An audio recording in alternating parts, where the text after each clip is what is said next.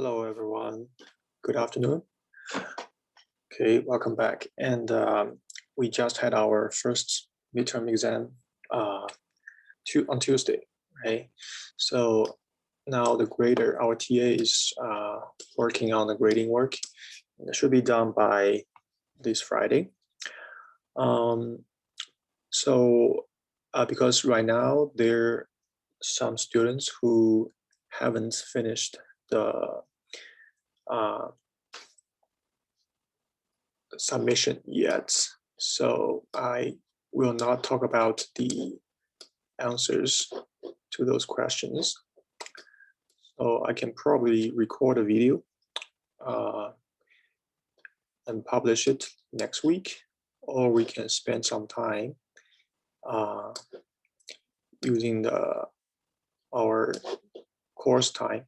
Okay, you're using our regular course time to talk about those questions. Okay, so it should be next week. And today we will start a brand new chapter, which is called dynamic programming. Okay, so I would say this chapter is the most probably most of the intellectually challenging chapter. Yeah, but this type of algorithms is very useful because the problems that this particular type of algorithm solves is actually pretty common. Okay, so we in the examples in the slides that I prepared here, I will introduce, I will start from a simple problem that I think most of you are familiar with, which is also a commonly used example. And then I will use the two examples from our textbook as the I think for the second problem and the third problem, which is the rod cutting and the matrix chain multiplication. They are very classical examples of how dynamic programming can be applied to problems that are not that sufficiently solvable using a non-dynamic programming algorithm. Okay, so but the first example, I didn't say the name yet. It is a Fibonacci series, which I think it has a very simple definition, but the nature of solving Fibonacci problem, we will see later, that is actually some dynamic programming thinking. All right, so let's get started. So first of all, let's go through some theoretical backgrounds. Okay, so let's see what this name indicates. What's the idea of dynamic programming?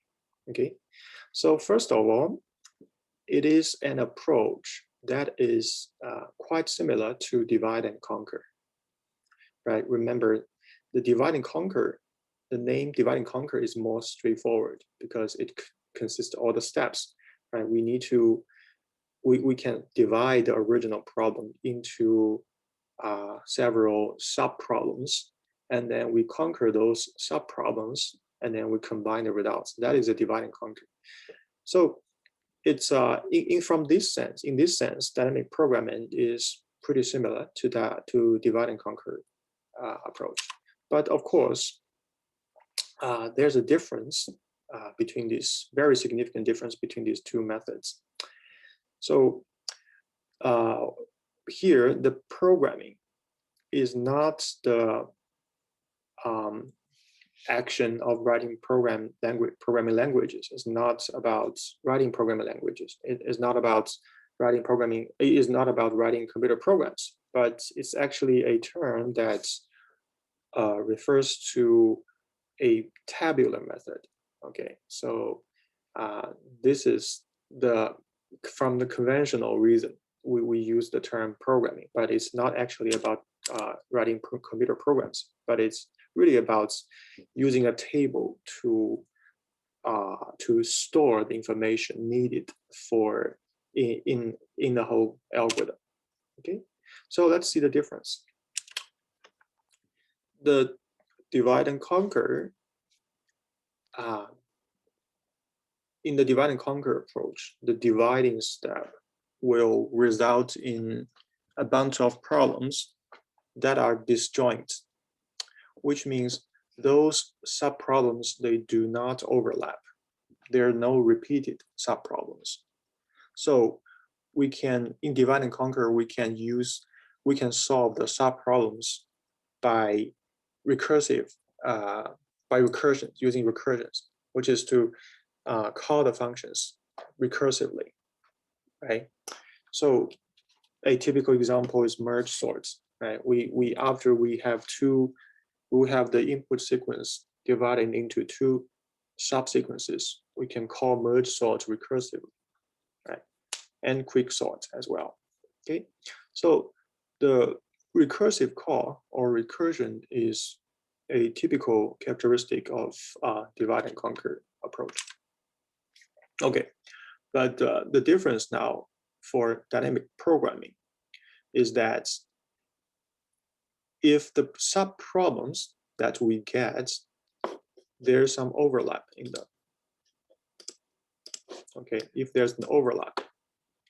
So, for example, some subproblems can share other subproblems.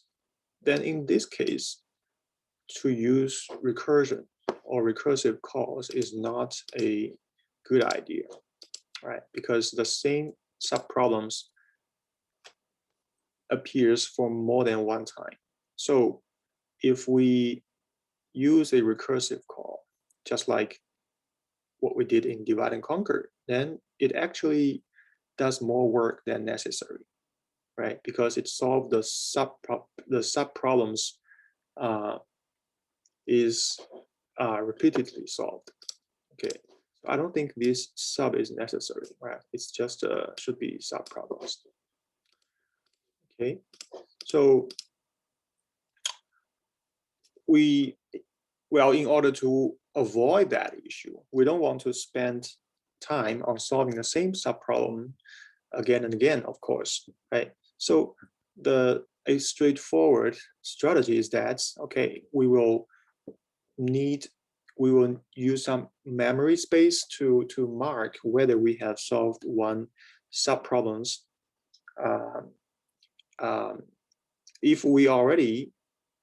When we see a subproblem, if it's already solved, then we will not solve it, right? If it's the first time that we solved some subproblem, then it makes sense to like immediately save the answer in the memory space or in the table, okay?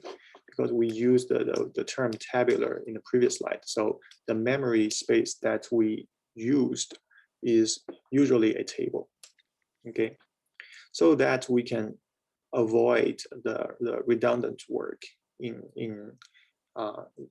resolving the same subproblems. Okay, so that's a little bit theories about the algorithm. Okay, so we'll see what we mean by repeated subproblems and the overlapping subproblems from the very first concrete example. Okay, we'll use Fibonacci numbers as the first example.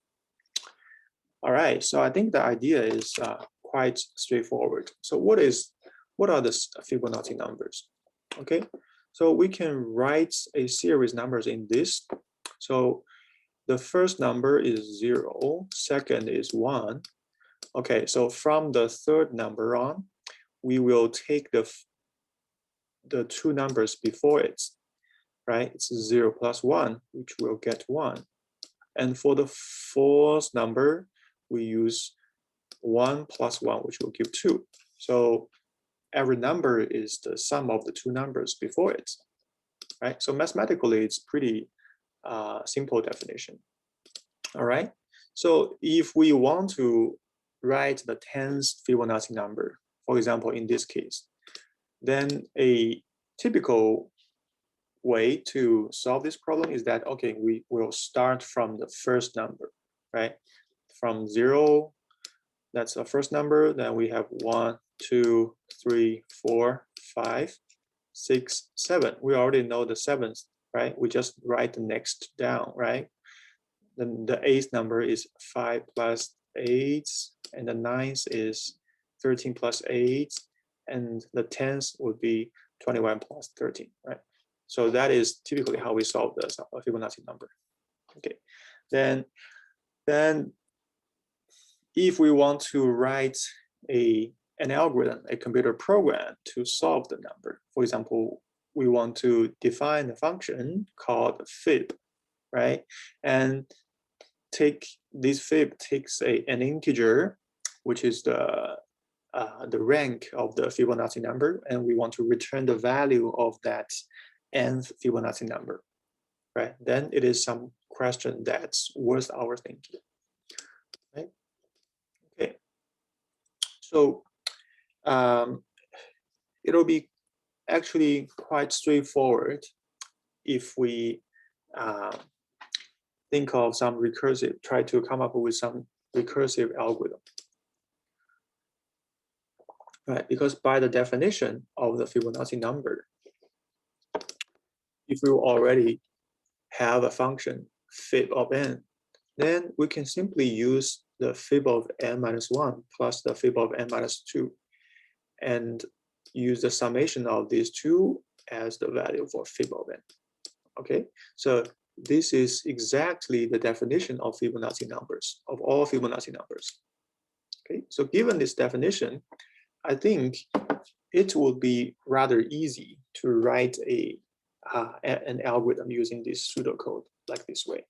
Okay, so the n is the input integer that indicates the rank or the rank of the number. So this actually in this case the n can be 0. So let's just assume that the first Fibonacci number is fib of n, fib of 0. Okay, so it's kind of a index starting from 0. Okay, which is a little bit different from our convention, but it's all right. Right, it's just for convenience. Okay, so the first Fibonacci is defined on n equals 0. So if the n is negative, then it should return an invalid, right? We should mark that this is an invalid input. All right, so I think it's quite straightforward for this first if else, right? If it's the first number, we'll return 0.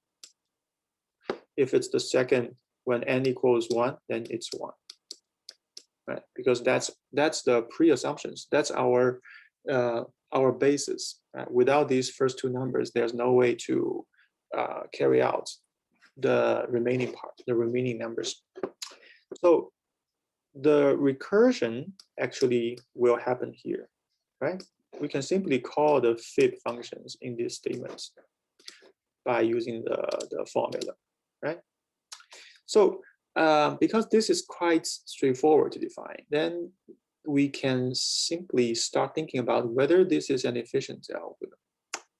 Okay, so actually, if you are interested in this issue and you want to try it yourself, I think it's quite easy to write this function using any advanced programming language like Python. If you write a Python script that define a function like this and you run it yourself and give it some arbitrary number as input, then you will actually soon find that when n increases a little bit, like if you want to know the Fibonacci number of the hundreds, thousands, at the thousands rank, then you will find that it actually takes quite a long time to get the computation done. Okay, so we will see why this is the case by looking at the actual recursion tree or the actual case of how many problems are being solved. Okay, so let's take this pretty small inputs 10 as an example. 10, no, then the fib of 10 is fib of 9 plus 8, right? By the definition. Then because we don't know 9 or 8 yet, right? We want to, these 9 or 8, they are not the boundary conditions of the recursion, right? We only know fib 1 and fib 0, right? So for fib 9, we need to solve the fib 9 recursively by referring to fib 8 and fib 7, okay? And fib 7 will also incur fib 7 or fib 6, right? Like this, all the way down to fib 1 and fib 0, right? And on the branch from to the above direction, fib 8 will be consist of fib 7 and 6. 7 will be 6 plus 5, right? So it's actually, you see, we solved fib 8 here, but we need to solve fib 8 again, right? Fib 7 is solved here, but we need to solve fib 7 again. And the fib 6, right? There are at least 4 fib 6 here. So this is actually a lot of repeated computation, right? Which are totally unnecessary, right? Because we already solved the fib 7, fib 8, for example, here. We already know the fib 8 values here. Then when we solve this one, it's actually all redundant work, right? So this is a very obvious flaw of this recursive way of Fibonacci number. Okay. So actually, the smarter way or the alternative method for Fibonacci number is also quite straightforward. And frankly speaking, this smarter way or this alternative method is closer to the way of how we human beings think. Okay, we actually, when we are given a Fibonacci number problem, we don't think in a way similar to a computer program, right? We don't actually think in a recursive way, right? So like given a question, we can simply do it on a paper. That is a more straightforward way, right? So like we can simply write down the values of fib 0 and fib 1, right? Right? We can like write the Fibonacci number 2 as the summation of fib 0 and 1, right? So these numbers that we previously wrote down are directly used in the computation of fib 2. And we also write down the answer or the value of fib 2. So now remember, these fib 2, the value of fib 2 is 1, and this 1 is already on the paper. We can see it. So next,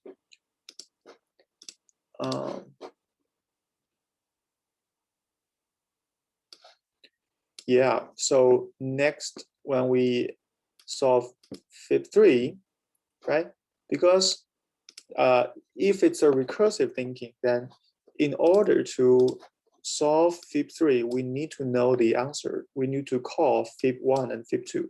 But this time, because we are working on a paper, right, we use some memory space to save the previous steps. So we don't actually need to call these functions again. We just extract the answers. We just restore the answers that are on the paper, right? We just restore these 2 ones and directly compute fib 3 as 2 as the answer. And then we write these 2 down, right? And later when we compute fib 4, we just take the 1 and 2 and compute the summation, right? So as I see the chats, there's a comment that actually we can use an array, okay? So that's correct. So the role that an array plays is just like the function of the paper at our hand, right? Whenever we compute some number, we just put it into a paper, put it onto the paper, which is exactly how we did in computer programs. We just put it in an array, right? So a fast implementation of Fibonacci number, for example, we given the input n, we will basically define some arrays, allocate some array space, right? That is of this length n+1, right? And we will let the first number to be 1. And if n is smaller than 1, then we can simply return it, right? So this is where the saving time step occurs, because it checks. So this if condition, it will check whether we know the answer or not, right? So for smaller problems, we already, for the smallest subproblem, it is fib array of 1, right? This one is already stored in it. And all the other problems, all the other bigger problems are initialized to all zeros, okay? So for bigger problems, what we need to do is basically work from smaller problems. There's a for loop, okay? We need to solve the smaller problems in order to solve the bigger problems. It is a bottom-up method. It's a bottom-up thinking. Just like what we did on the left, in order to know F4, fib of 4, then we basically need to know everything about every Fibonacci number that are smaller than 4, right? Which is F0, F1, F2, and F3, right? So this is reflected in this for loop. This way, bottom-up way of thinking is reflected in this for loop, which lets the counter loop from the size 2 to size n, and for each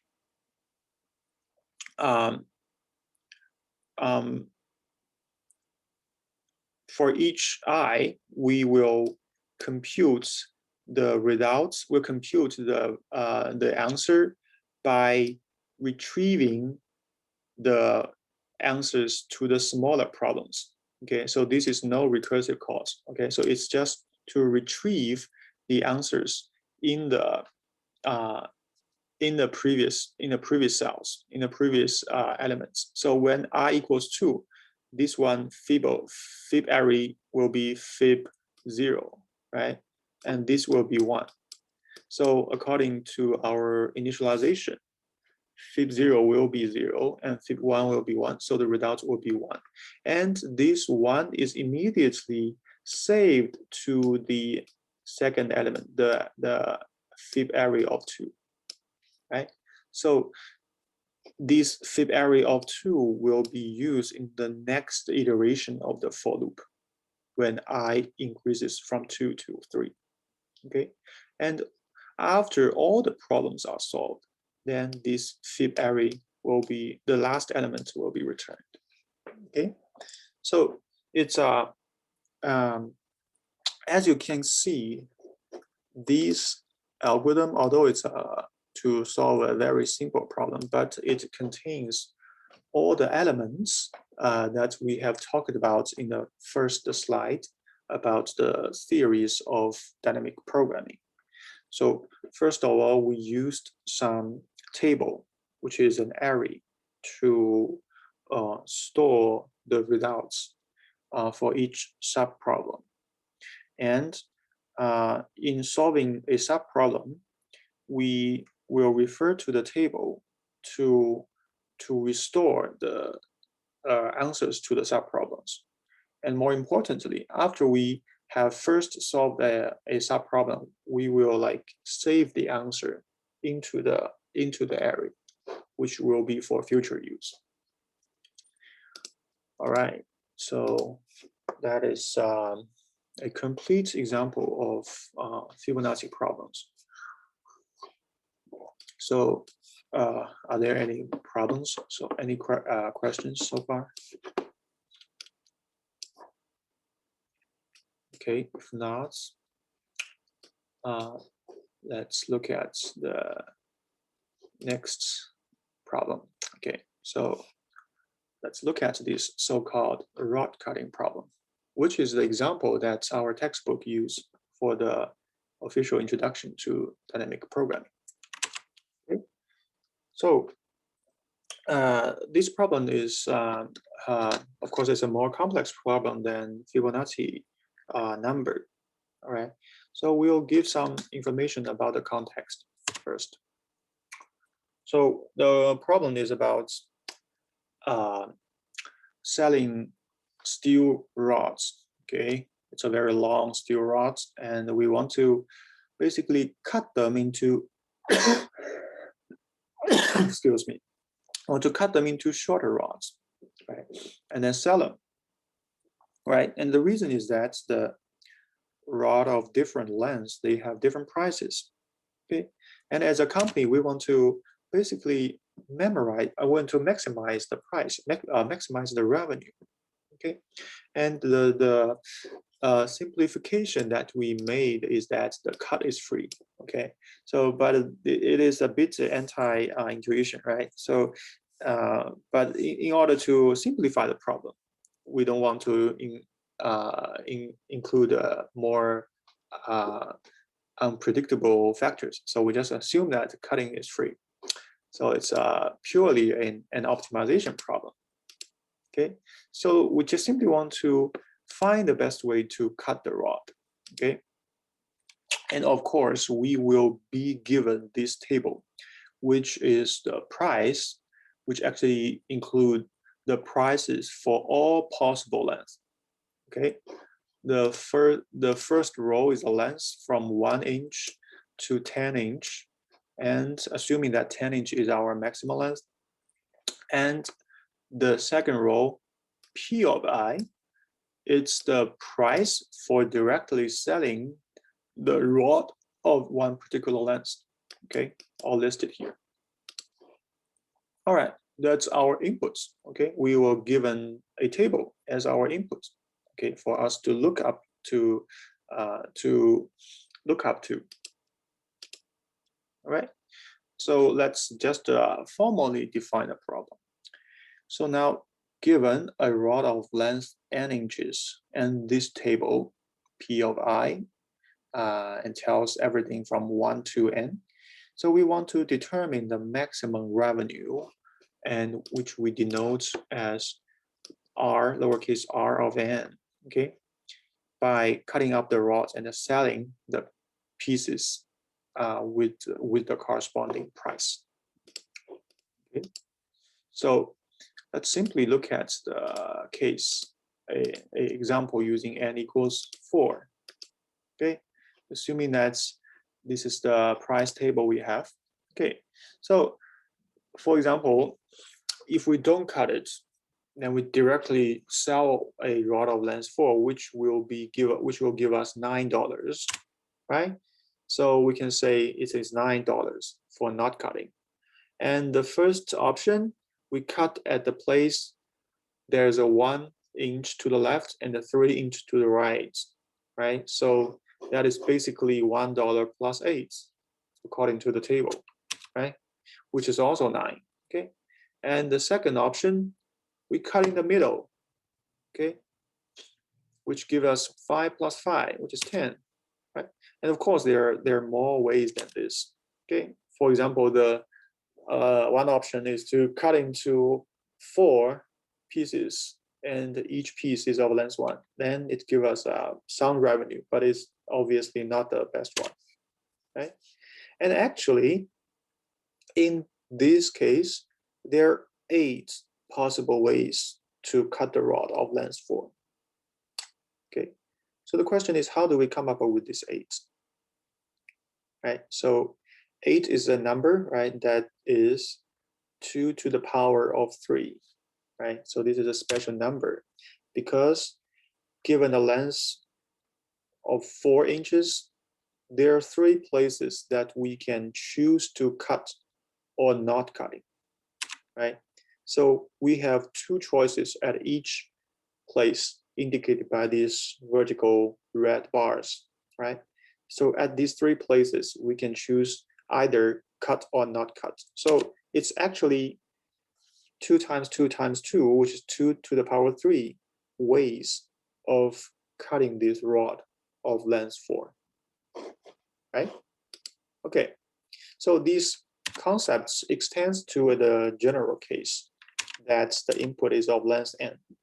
So for an input of length n inches, and there's actually n to the power.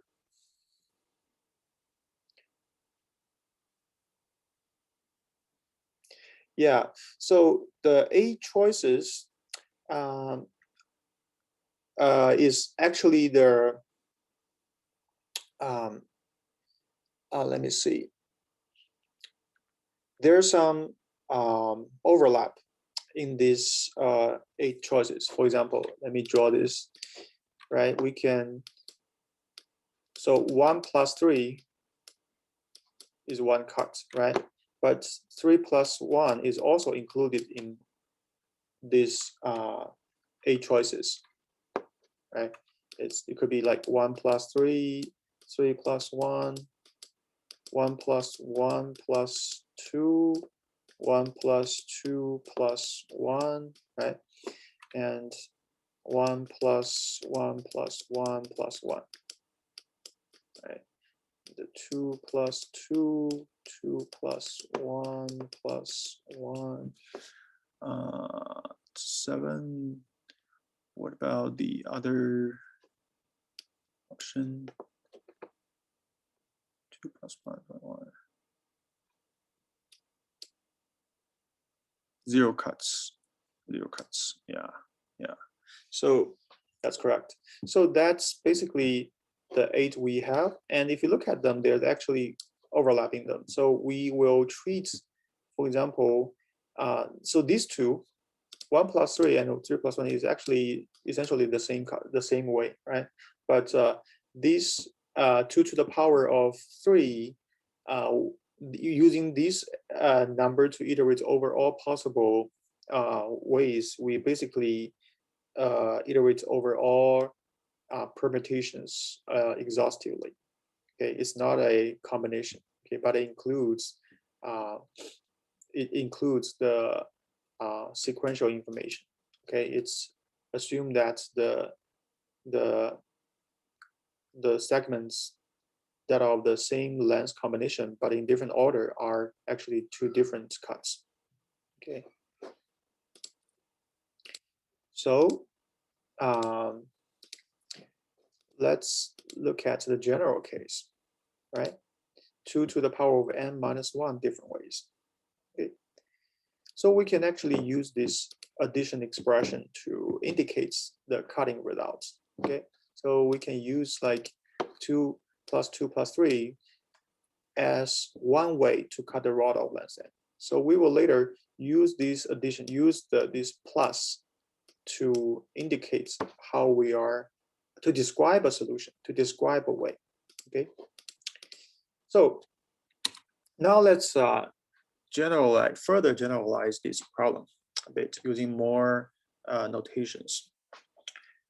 Like if, let's say, if we find an optimal solution that cuts the rod into k pieces, okay, and this k must be between the range of 1 and n, okay. So, and then we can use an addition expression like this: n equals I1 plus I2 plus ik until we reach ik. Use this expression as the way to optimally cut the rod. Okay, and these i's are the lengths for each piece. Okay, so, and we assume that this cut will provide the maximum revenue, and the revenue is expressed by this expression. Okay, so the price of I1, right? So this P of I1 corresponds to the rod of length I1, okay, and the P of I2 correspond to the length I2. So this is all 101 mapping. Okay, so here's just some notations we will use later, and this R of n is the optimal solution that we want to find. Okay. All right. So let's go through this longer example more quickly. Okay. So now the problem is that on this page is not just for cutting the rod of length 10, but it also includes cut the rod of length from 1 to 10. And we want to determine the optimal revenue RI for all these 10 values. Okay. Then in this case, the maximum revenue for R1 is obviously not cut it. And for R2, we will find that it's actually also not cut it. For R3, given a length of 3 inches, it's also not cut it. But for R4, given a length of 4 inches, then the best way is to cut it into 2 inches each, which is the result of adding R2 plus R2. Okay.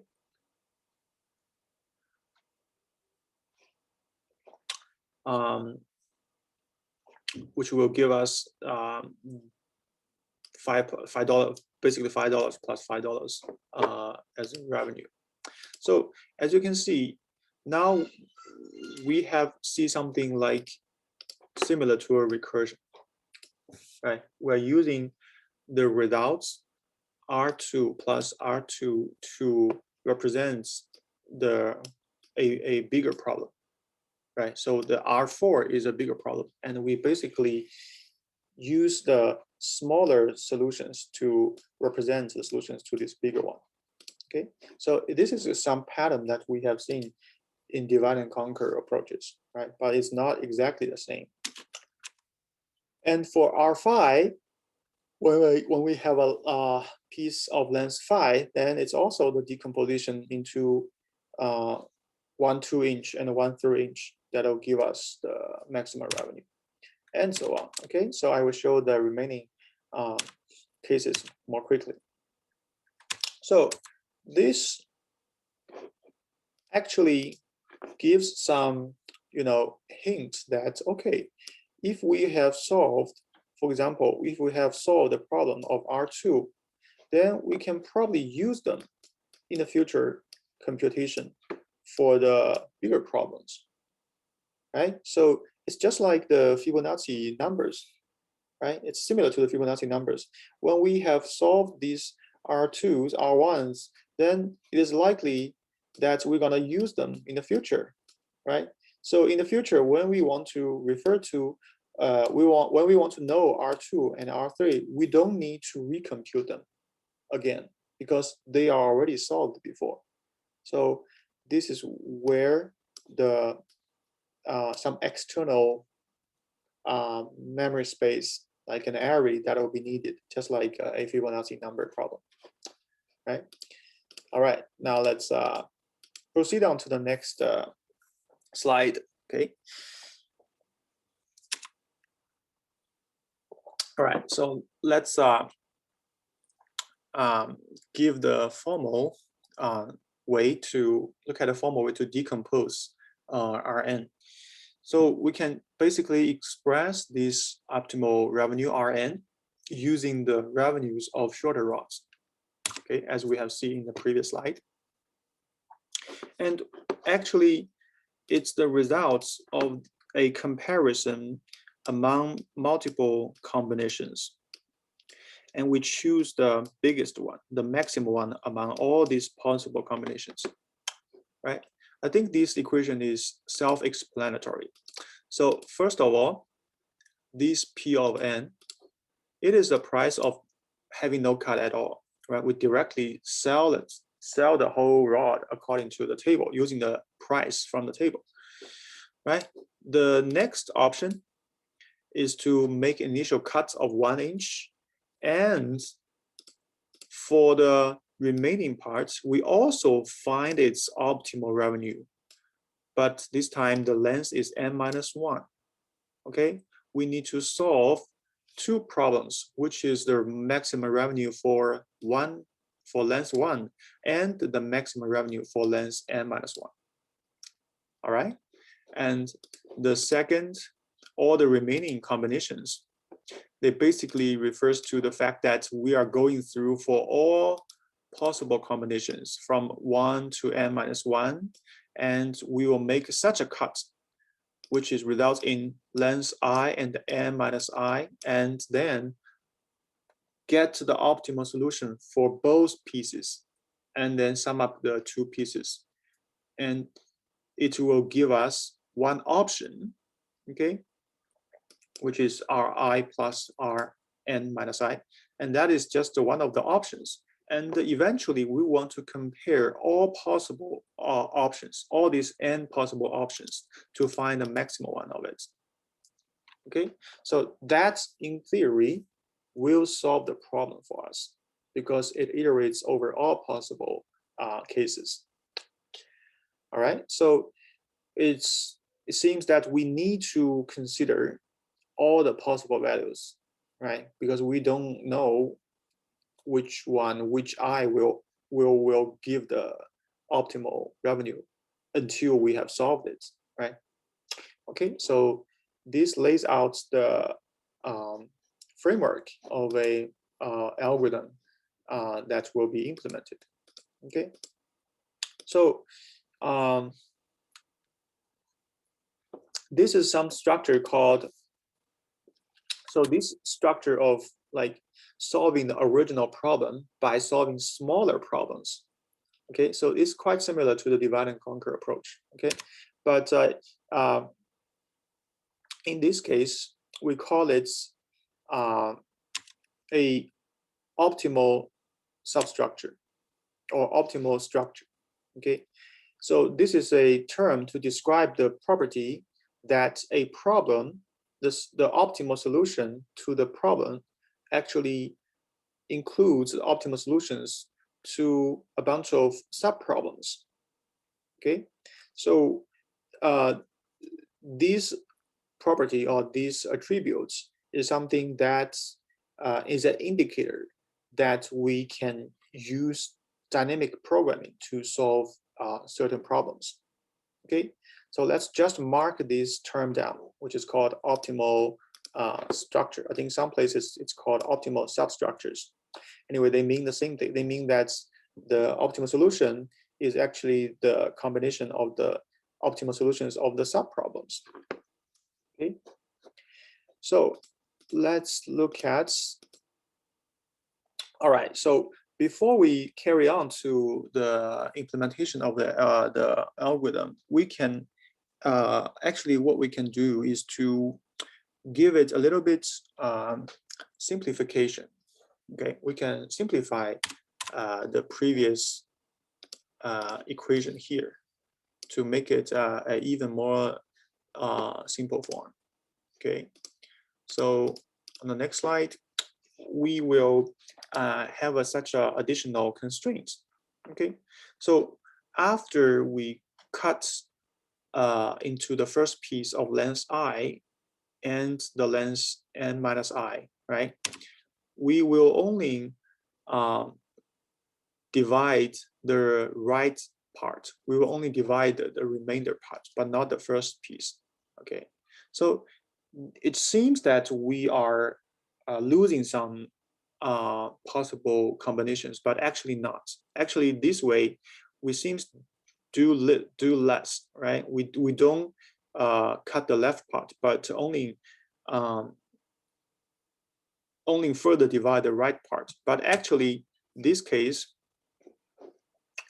actually consists of all the cases of the previous expression, right? Which is to divide both parts. Okay, so it's actually a shorter form now. So the optimal revenue to the original problem is the maximum among these options. Okay, so we only further divide the right part, but we directly solve the first part. Okay, so it's like just like a first piece followed by some decomposition of the remainder. So it's actually correct, because we will find that um, the previous expression, which is more complex because we cut both parts, right? We further cut the both parts. It actually is equivalent to this simpler form. And for example, the R2 plus R minus 2 is actually the maximum among these two options. Okay, the P2 is actually the R2 is actually implicitly optimized within this decomposition on the right here. Okay, so here's just a simplification before we lay out before we start implementing some algorithm to solve it. Okay, so it's a simplification that turns the decomposition, or turns the solution to a one subproblem instead of two subproblems. Okay, we just want to get the optimized solution to the right parts, not both parts. Okay, so actually we can give a recursive implementation rather quickly. We can just write down the implementation like this. Okay, so it's a cut rod algorithm, right? So the input is the price table. So this P is the price table. Okay, it's an array that's from contains n elements that are the prices for each for the subrods for each length. Okay, and it will return the maximum revenue for a rod of length n. So let's see what this algorithm does.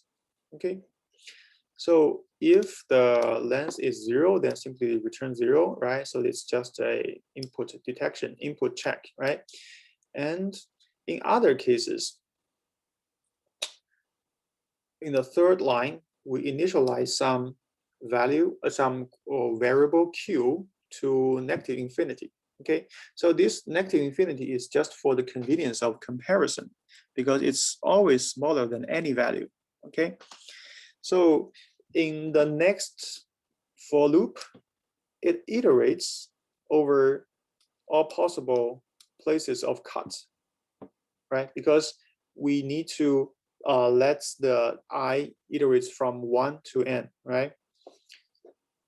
So whenever we place a cuts, we will find the value of the left part of the cut, which is P of I, because we decide that we don't cut the left parts. We just directly solve it. We just directly sell it, right? This is the price of selling the left part, which is law of length I. And the right parts is the optimal revenue of the right part, which is n of length n minus I. So this is a recursive call, right? A recursive call here. Okay, and we will compare this value with the Q, okay?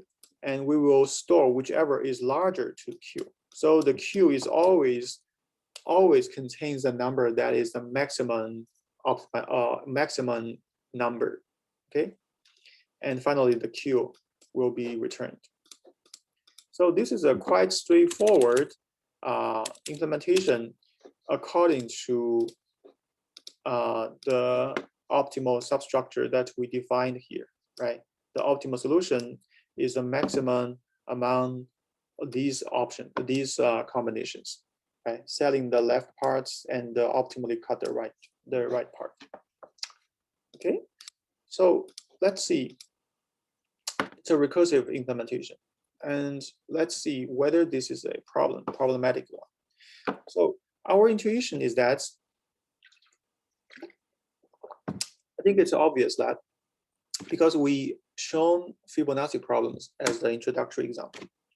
In Fibonacci, we find that the same problems get solved again and again, right, repeatedly. So it's actually the same problem here. if we implement it with some language and run it, it's actually takes too long to run, just like the slow Fibonacci implementation. Okay, so actually each time when we increase the n by 1, the running time will approximately double. It's actually an pretty insanely slow algorithm. Okay, so it's almost the exponential in time. So let's see, using the same way that we analyze the Fibonacci problem, right? To analyze this problem, to analyze this implementation again. So actually, the problem is that this algorithm just calls itself over and over again to solve the same problem. The same subproblems got solved repeatedly. Okay, I've copied the code here. So if we look at an input example, n equals 4, then cut rod on 4, right? It will call, because when n equals 4, right, the I will iterate from 1 to 4, right? When I equals 1, this n minus 1 will be 3. When I equals 2, the n minus 2 will be 2, right? So it'll be cut rod on 3, 2, 1, and 0, right? It will have that many recursive calls incurred. But we're not done yet, because the recursive call on cut rod 3 will incur more recursive calls. So in this case, the call will incur these cut rod on 2, 1, and 0, right? As you can see, these are already called, right, at the upper level, right? These are repeatedly solved. And again, the P of 2 will call P of 1 and 0, right? And the 1 will call P of 0. So all these repeated parts, okay? So look at this, the P of 0 is solved 4 times, right? It's called 4 times. P of 1 is solved also 3 times, right? P of 2 is solved twice. So these are all unnecessary calls, just like the Fibonacci problem, right? The trees span too quickly, too much. The recursion tree is just too, have too many branches, it's too bushy. So that's essentially why this algorithm is not an efficient algorithm. Okay, and if we visualize the tree, it will be even more clear, I think.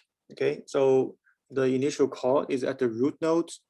It results in 4 branches at this node, right? The first node will result in 3 branches. The second node, the node here, result in